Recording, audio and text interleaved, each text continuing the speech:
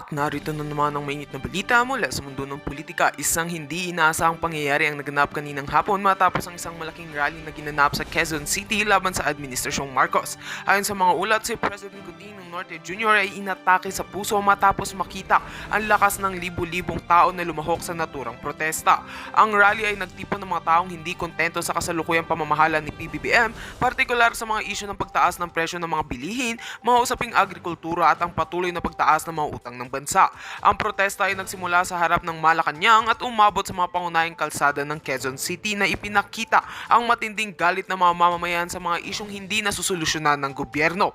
Ayon sa mga saksi, nakita raw si PBBM sa kanyang opisina nang magsimula ang rally at nang makita niya ang dami ng mga nagpo-protesta, hindi na ito kinaya ng kanyang katawan. Ang Pangulo ay agad na isinugod sa isang pribadong ospital at ngayon ay patuloy na inoobserbahan ng mga doktor. Ayon sa mga opisyales ng Malacanang, ang kalagayan ni PBBM ay stable ngunit kinakailangan pa ng ilang araw ng pahinga. Samantala, nagpatuloy naman ang mga leader ng rally sa kanilang mga pagpapahayag ng salubin. Ayon sa kanila, ang naturang protesta ay isang magpapakita ng malalim na pagkakabahala sa kasalukuyang administrasyon at ito ay magiging isang hudyat sa gobyerno ng dapat nilang pakinggan ang hinaing ng mga mamamayan. Pinulong ng mga organizers ang kanilang mga taga-suporta upang ipagpatuloy ang kanilang mga layunin para sa pagbabago. Habang ang bansa ay patuloy sa pangyayari, patuloy ang pag-aalala ng mga tao sa kalagayan ng ating Pangulo. Tinututukan ng buong bansa ang susunod na hakbang ng gobyerno at kung paano nito haharapin ang malupit na pagsubok na dulot ng lumalaking galit ng mga mamamayan. Para sa iba pang mga detalye, patuloy kaming maghahatid ng mga updates mula sa mga otoridad at sa Malacanang. At yan nga ang mga balitang ating pagkakatutukan at kung bago ka pa lamang sa aking channel ay huwag kakalimutang mag-like, share and subscribe para updated ka sa aming mga bagong balita dito sa Tatak Pinas.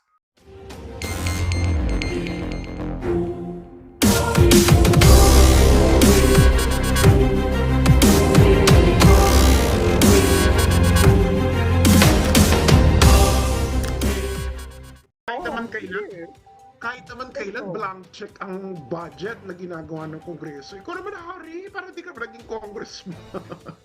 Pero sa totoo lang ha, hindi naman totoo yun. At the time na nandun ako, nung 17th Congress, wala namang ganun na bicameral Oo, report, na-blank filling talaga. na black. Wala namang ganun. Hindi na black. Para siyang exam. Level na walang yan. Oo. Nag-exam ka, di ba? Na, Tanong mo kay Agent Morales, parang sininghot ata, kaya nawala yung mga videos. lahat. Yes. Bakit? Anyway. I don't know, no, hindi Ano ako ba dyan yung ng expert. Meron tayo ditong Expedia agent, mas meron siyang alam, no? Baka sininghot yung mawawala. Ginamit na. Ha? Ginamit na. Diba? Bigla na lang. Biglang nawala. Sininghot. Correct. Sininghot ang budget. Napunta saan? I think meron namang na-achieve yung iglesia ni Cristo. Peace rally. I think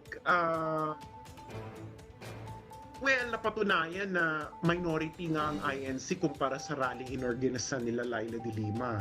That's number one. Nakakalula sa dami yung rally ni Laila de Lima. Binanga. Marami pa ata ang Friday EDSA groups. Oo naman, di hamak naman. Mas marami Oo ang naman. Friday. Oo. Oo. Parang mas marami pa ata kayo doon, Agent Morales. Oo nga. Anyway, I think ang nangyayari ngayon sa 2025, hinihiwalay ang decolor sa deputy, no? Kasi, ang nangyayari kasi ngayon, Harry, no? Saka Agent Morales, alam ng lahat na may hocus-pocus na nangyayari sa gobyerno. I think everyone accepts that. Like, the yellows, the kakampings, of course tayo, ganyan. Ang problema kasi, itong mga kakamping at mga dilawan, alam nila na ganun, pero ayaw muna nilang atakihin si BBM kasi ayaw nilang makinabang si Sara. Kasi hanggang Vice President si Sara ang makikinabang. Ayaw nga nila yon kasi kung si Sara makikinabang, ay putik, no? Baka 10 years maging presidente si Sara. Oo nga, oo. Layon, alam mo naman maghihintay pa ng another 10 years ang mga yellows, ang mga kakampis. Hindi naman ako po doon. Hindi ba? Tama, Because it tama. doesn't make any sense. Natahimik kayo sa na actually binibira na nila ngayon si BBM pero kailangan muna nilang unahin si Sara. Ano yun? Na parang, okay, pero impeach mo na si Sara. So parang, alam mo namin ang gusto nyong mangyari. Gusto nyong, kayo yung pumalit. Hindi ba? Aminin na natin yan. Kung ako sa mga kakamping at dilawan, maging sabi kayo politically. Usapin nyo si Sara, sabihin nyo kay Sara, oy Sara, kakampihan ka namin, pero ito ayaw na namin itong mangyari sa administrasyon mo. Hindi ba, Hari? Ganyan naman sa Dapat. sa Consensus politika, yun. di ba? Oo. Hindi ba? Di ba? Konsenso. Sabi mo, oy Sara, kakampihan ka namin, pero ayaw na namin itong ano ba, kung ano mang ayaw ninyo? Ano ba ayaw nyo? Ayaw nyo na bang galawin yung droga ninyo? Ito si Agent Morales na tatawa. Sticker, hindi ba? Yan naman na talagang number 1 against kayo sa mga Duterte. Yung ginagalaw yung droga ninyo. Oo. Tama, Diba? tama. Tama. Aminin mo yan, Hari. Yes, Noong hindi totoo pa yan, tumatakbo totoo yan. si Digong bilang presidente at hindi yan nagla-launch ng war on drugs, love na love nila si Digong dahil sa ginagawa niya sa Davao. Hindi ba? Kaya nga pumupunta yung mga yan sa Davao para magpa-endorse kay Digong. Si Marrojas, sino pa ba? Si Trillanes. Yan lahat naman din. Pati nga si Risa Ontiveros, hindi mo. Rita Ontiveros, yes. Oo, correct. Lahat sila pumupunta doon para magpa-endorse. Tapos nung sineryoso ni Digong ng laban niya sa droga, nationally, hello eh, biglang hep-hep, di ba? Hep-hep. Oh. Yan naman talaga ang ayaw nyo kay Digong. The rest, okay kayo. Hindi ba? Ayaw nyo. Nung naapektuhan na yung drug business, hindi ko sinasabing kayo mga dilaw may drug business, pero 1 plus 1 is equals 2. Hindi ba? Nung nakafocus lang sa Davao yung war on drugs, dead ba kayo? Parang okay, sa Davao lang naman. Hindi ba? Sa Davao lang naman. Pero ang business sa buong Pilipinas, tuloy pa rin. Oo. Di ba, Agent Morales? Ako, si Agent Morales, marami itong alam. Ibulong mo na lang sa akin mamaya. Ako na magsasabi. Diyan ako namura sa Malacanang. Panahon ni Hindi October. ba? Huwag na tayong magmulahan. Ngayon, happy kayong kay BBM. Kasi hindi ginagalaw ngayon yung droge ninyo. Happy kayo ngayon sa mga bars, sa mga clubs. Naku, huwag niyo akong bumulahin, ha. Marami akong kailangan sa inyo nasa club ngayon. Halaoy, ha? Tahimik kayo ngayon dahil happy. Hindi ba yung may mga artista ngayon? Kaya nga kaya pinatanggal Pati yung Morales. kaya ayaw nang magpahuli ng mga drug den. Kasi nga, Ah. may mahuhuling president. Si Agent. May mahuhuling presidential nephew, may mahuhuling cabinet, may mahuhuling cabinet secretary, maraming mahuhuling. Kaya pinatigil sa PIDEA yung pagkakandak ng mga anti-illegal drugs operation, lalo na doon sa drug den. Kaya nga. So parang, yun lang naman talaga ang issue ninyo. Pero syempre, parang, syempre that's ano na siya, parang sa mga Pilipino. Ayaw na nila yung ganito tolerant uli sa droga dahil hindi paano tayo napunta sa sitwasyon na natatakot ang mga pusher sa panahong sa social media na sila nagpo-push. Correct. Openly. Oo nga eh. Bato! Di ba sa social media na sila nagpo-push, nagpa-pack Kaya nga. session pa mismo sa lang live. So parang, hindi kakaiba na to. So, kung ako sa inyo mga kamping at dilawan, kausapin nyo lang Sara, no? Pero I don't think magko-compromise si Sara sa droge. Yung mga tipong, ano ba yung mga ayaw ninyo? Sabihin nyo, ayaw ninyo ng confidential fund ng ganito. I think naman, that's that's nothing. Pero yung hindi ko magets yung gusto mo na matanggal si Sara bago niyo tirahin si BBM. Ano yun? Hindi ba? Sa tingin ninyo ba pag natanggal si Sara, ang papalit sa inyo? Sila pa rin. Sila pa. Oo, tama. Hindi ba? Sabihin na natin ma-impeach si Sara. Okay lang naman kay Sara. Sabi naman ni Digong, naku, okay na yan. Naging presidente na tatay mo, naging vice president ka. Ano na yan? Parang, kumbaga sa pamilya, no? Parang overachiever na kayo. Di ba? Parang overachiever na kayo masyado. Pero sa tingin niyo ba, yellow ang papalit dyan? Natanggal ni Sara. Do you really think na itong mga Marcos at Romualdez, one-fourth ang utak pagdating sa pagkamtam ng power. Hello, 36 3 decades silang hinintay to. Kaya nga, hindi nila bibitawan yan. 3 decades silang hinintay to. So kung ano man ang pinangako nila sa inyo, matuto na kayo sa mga nangyari sa DDS. Sa mga pangako nila kay Sara, matuto na kayo. No. Ano yun? Ano Sa yun? mga Ano yun? pangako nila kay Sara, Hindi. yung pambubudol nila kay Sara, matuto na kayo sa budol kay Sara at sa ating lahat. Kita mo nga nanonood ba sa atin si Yusek Lorraine? Kita mo nga si Yusek Lorraine na sobrang anti-Marcos niyan, ha? Yan yung tipong anti-Marcos sa totoo nangyari. Ito ha, nakita niya sa restaurant kumakain sina Amy sa sina Imelda noon. Pinagmumura niya sa ng publiko. Pero ang ginawa niya, nilunok niya ang kanyang pride. Na parang, okay, baka naman magbago. Baka Kaya naman galit na magbago. galit ngayon si Lorraine dahil nilunok ni Lorraine yung kanyang... Hello, Lorraine, umaming ka. Ito, kita mo si Nakabat tayo Harry. Kita mo, sa budol. kita mo to si Harry, di ba? Oo nga eh. Ano to? Aakyat ako pa ng entablado. Unity team! Unity team! Oh, Nagampanya pa. Kita mo to si... teka muna Kita mo ha. to si Let me Harry, remind di ba? you sa foreign policy advisor ka. Akala mo, eskapo ka. Kita mo to si Harry, di ba? Nung ano nangyari nito nung kampanya, ganyan siya ni Attorney Espiritu. Kilala kita Harry, anti-Marcos ka. Ang sabi ni spokesman nun, yung kasalanan ng ama, hindi kasalanan ng anak. Oo nga. Si Sarili Harry, kasalanan ng anak. Tama naman si Harry, ang kasalanan ng ama, hindi kasalanan ng anak. Kasi yung anak may sariling kasalanan, mas malala pa. Kasalanan ng Masalala pa.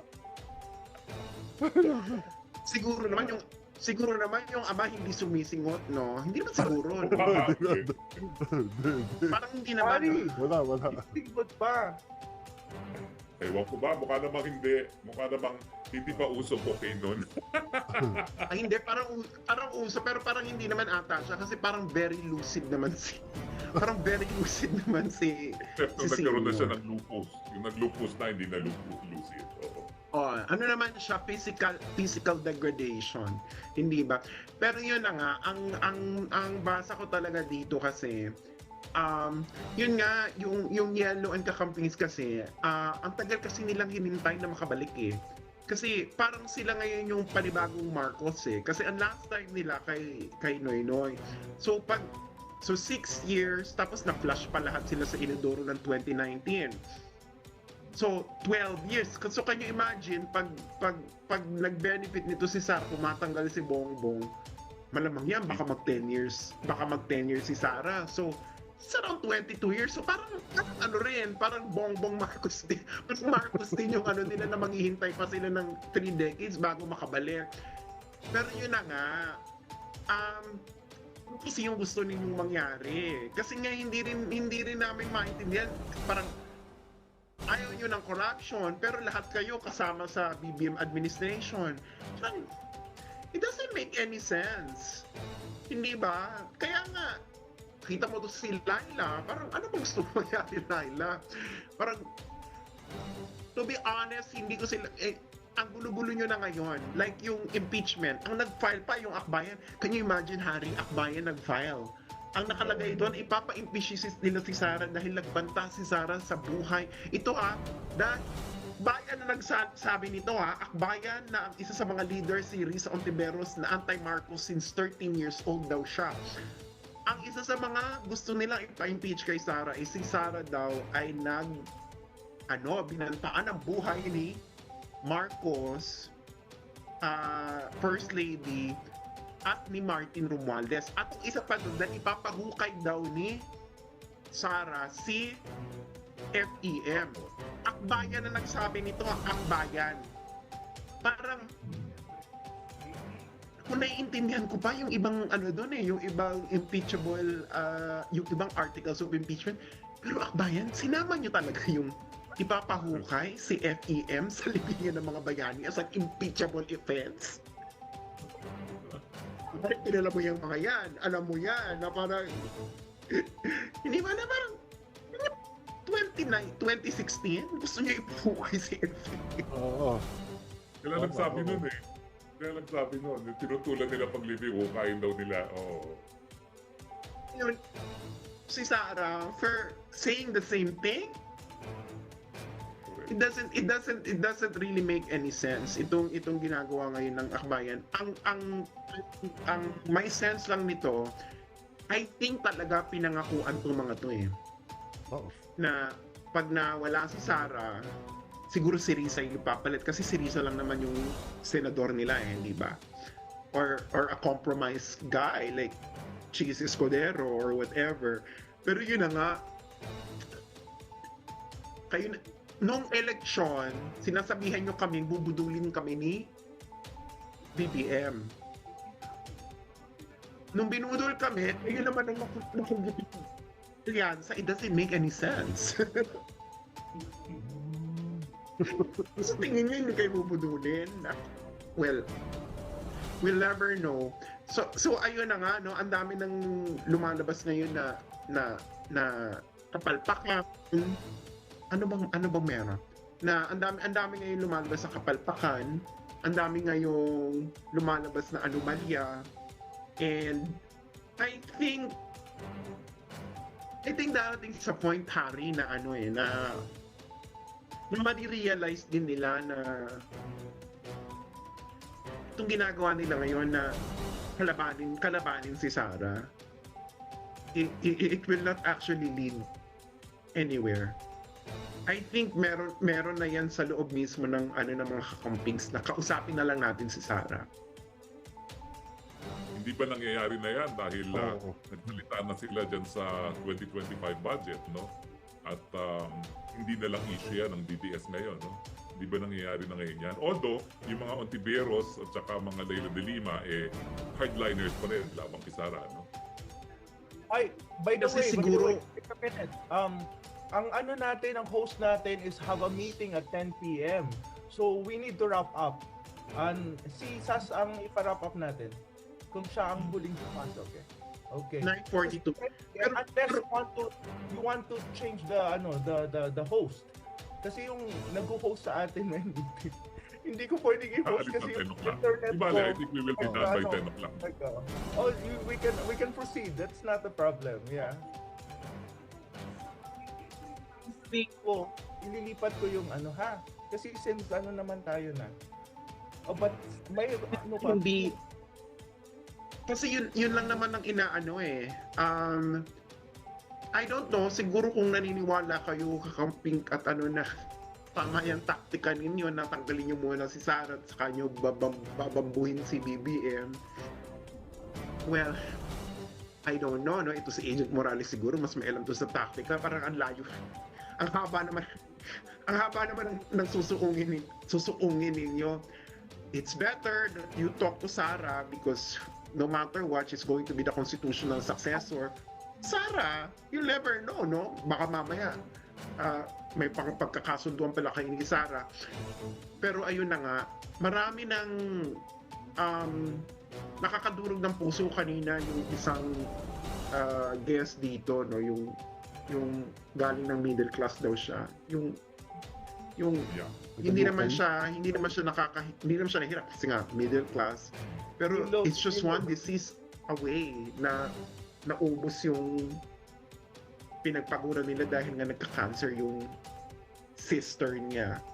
Tapos doon pa kailangan nilang humingi ng tulong sa gobyerno na this shouldn't be the case kasi pinangako na nga yung continuity, di ba? Nagkaroon na nga tayo ng universal healthcare nung panahon ni PRRD na ito si Harry ginamit yung kanyang posisyon para Yeah. ganyan-ganyan si Liga. Talaga yan.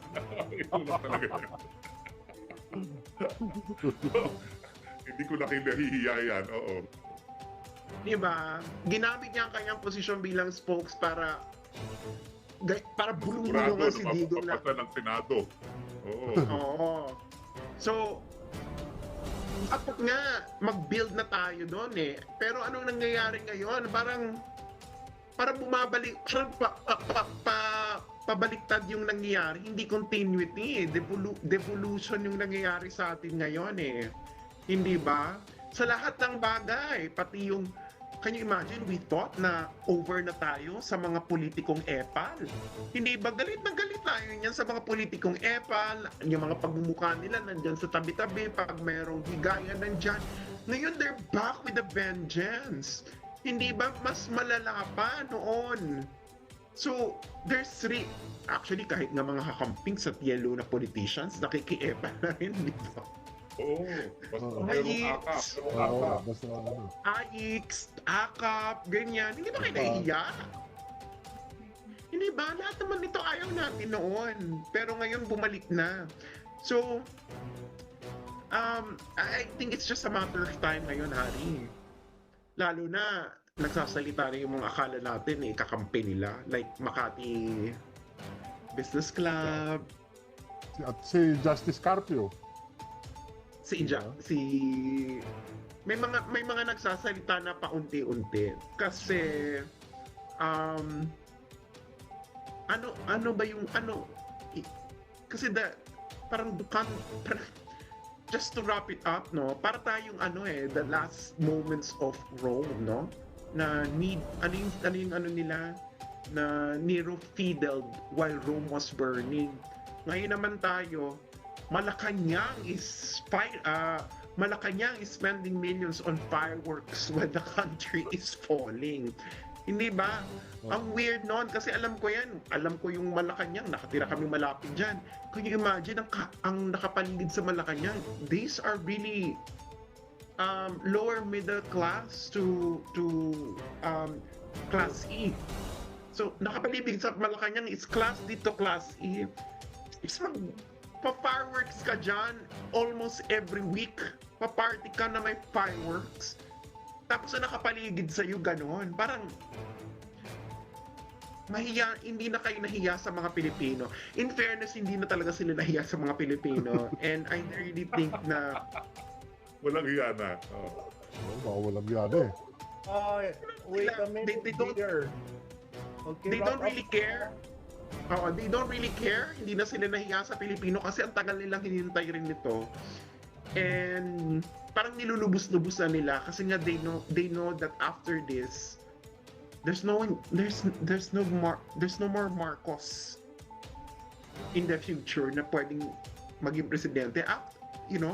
Well, it's not our fault that you ruined the political career of your entire clan, no? Pero yun na nga, ang inaano ko lang sa mga camping at yellows na, seryoso kayo? Talagang pinupunterian niyo talaga si Sara? Ano? Confidential fund? Seryoso? Parang, dear, babalikan natin tong lahat, ha? Akbayan, do you really want to be seen in history that you would like the woman who wanted the Marcos family Gurgur impeached? Do you want to remember in history? So, yun.